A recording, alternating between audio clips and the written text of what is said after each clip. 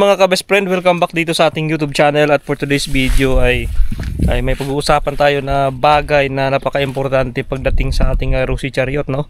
So hindi pa ito alam ng iba kung paano gamitin talaga yung tinatawag na low gear. So ang iba ginagamit nila sa palusong kahit kargado yung kanilang chariot.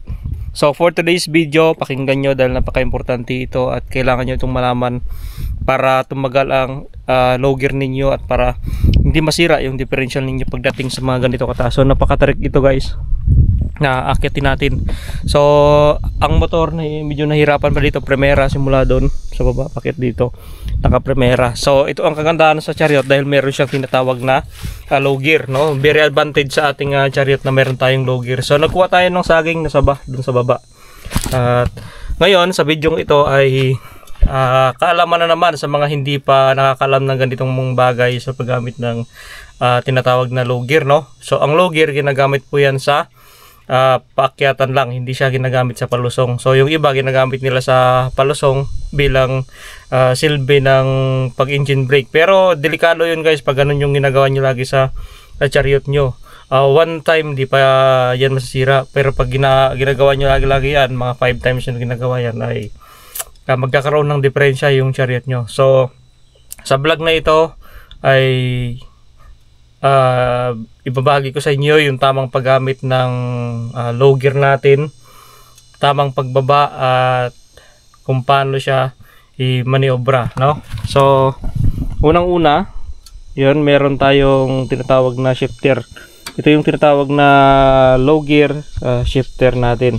Ito pag binaba natin, maglo-low gear rin siya, pero pag nakaangat lang siya katulad niyan ay balik siya sa kanyang normal na takbo, yung tinatawag na high speed o high, no? Low gear, high and low gear ang tawag dito. Pag binaba, low gear yon. Pag itinaas siya, high gear, no? So ngayon may proseso ito para hindi masira yung ating low gear.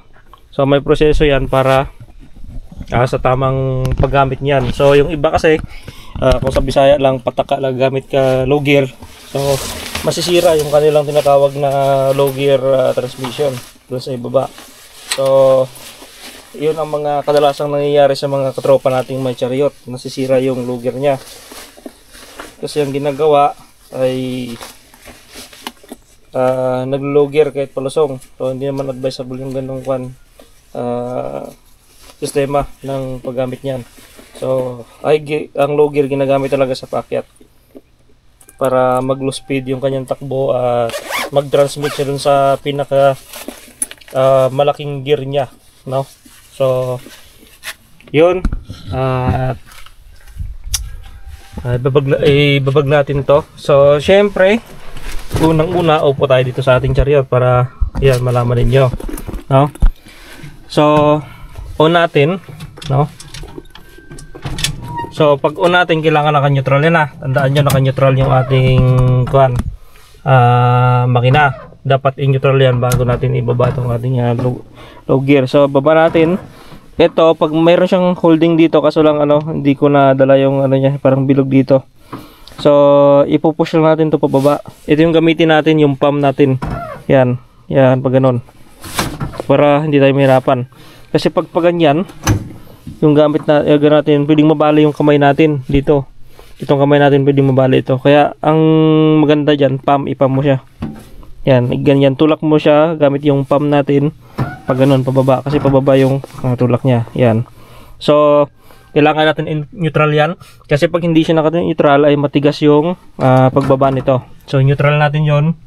Then baba natin to. Yan. So gamit yung pam, no?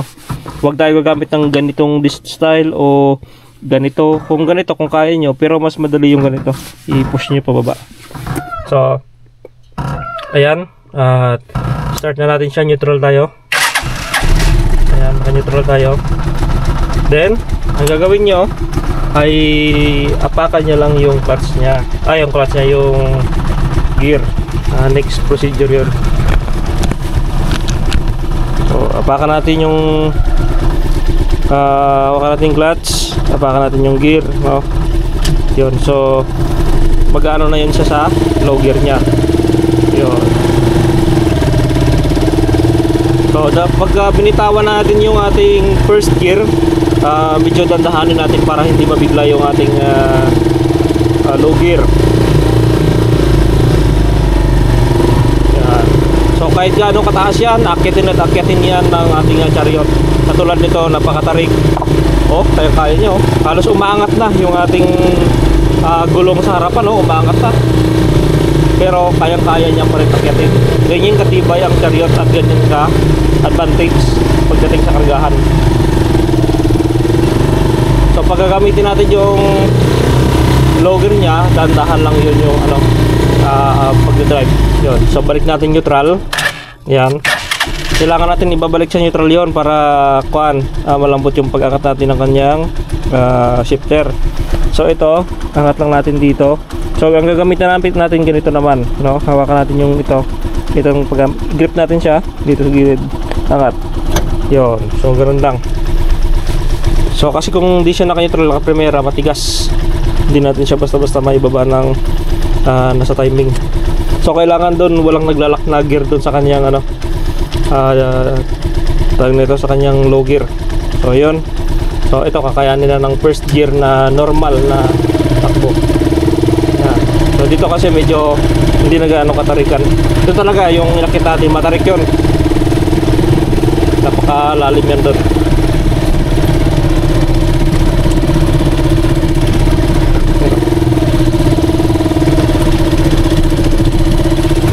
So napaka basic lang gamitin itong chariot. Madali lang.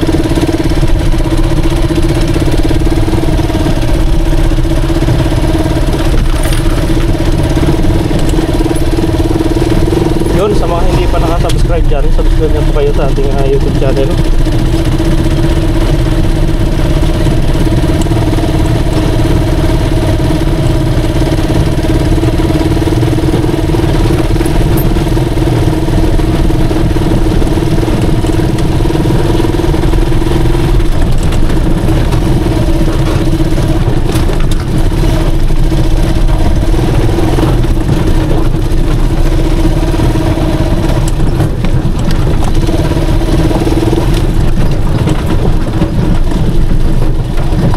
So yun mga kabest friend, at nandito tayo sa ating area.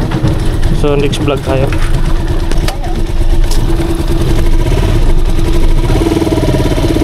Dito kayo banda sa una para di matagtag.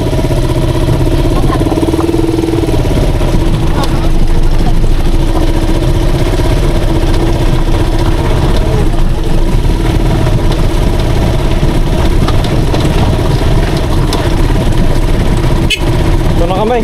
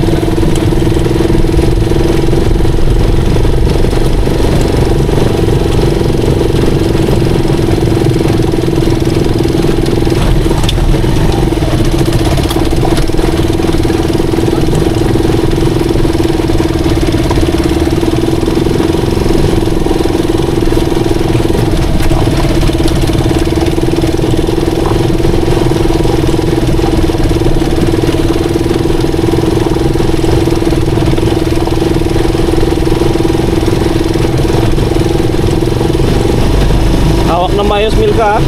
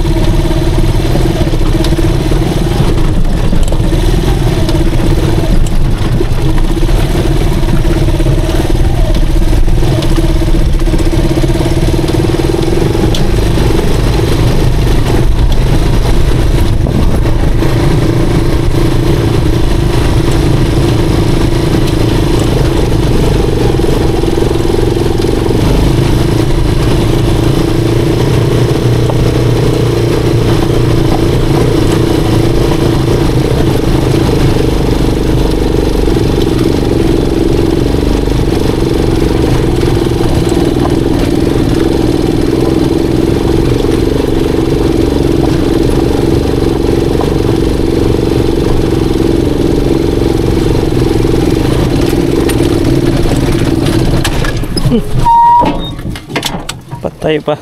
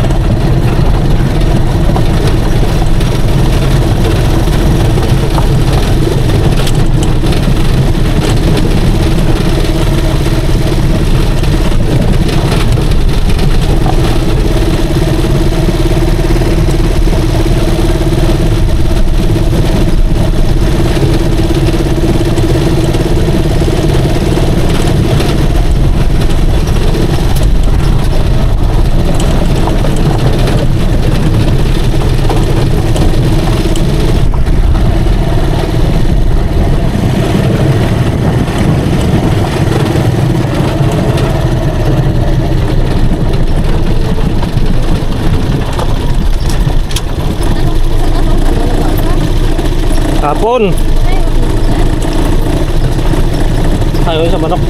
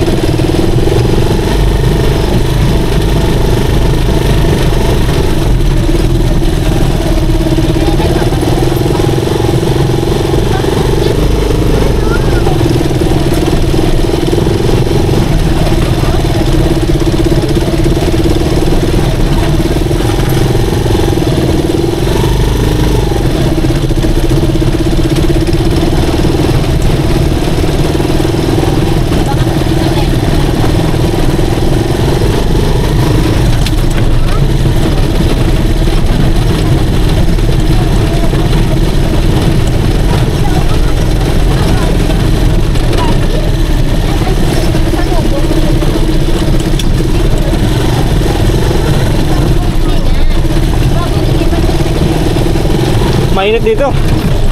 Mainit. Mainit nga dito, bay. Mainit. Diyan ka na lang. Mainit nga dito. Init ng makina tsaka init ng ano, labas.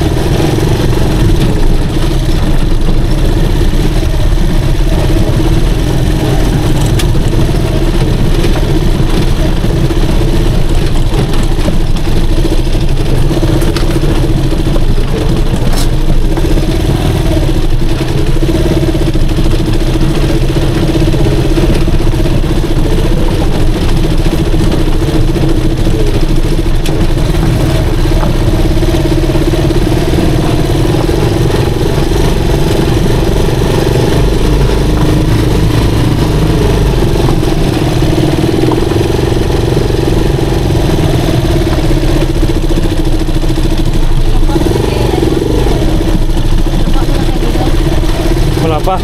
Tanong mo ba?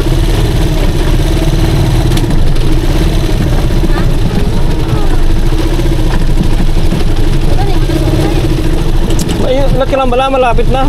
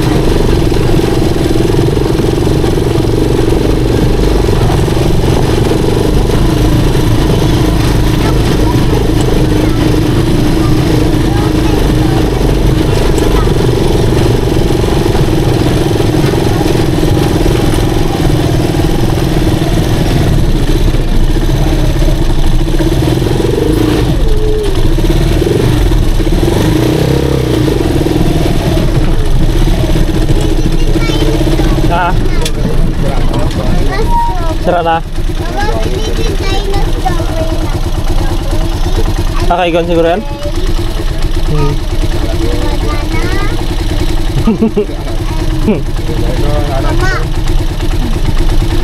Dyan lang itambak mo sana? Sige lang. Bro, thank you bro.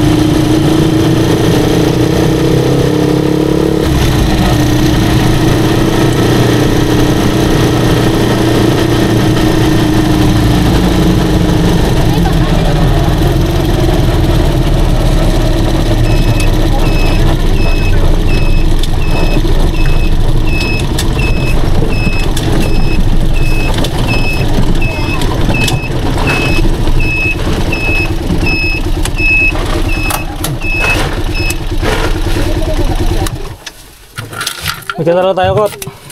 May kanal na tayo. Ginawan pala nila ang kanal.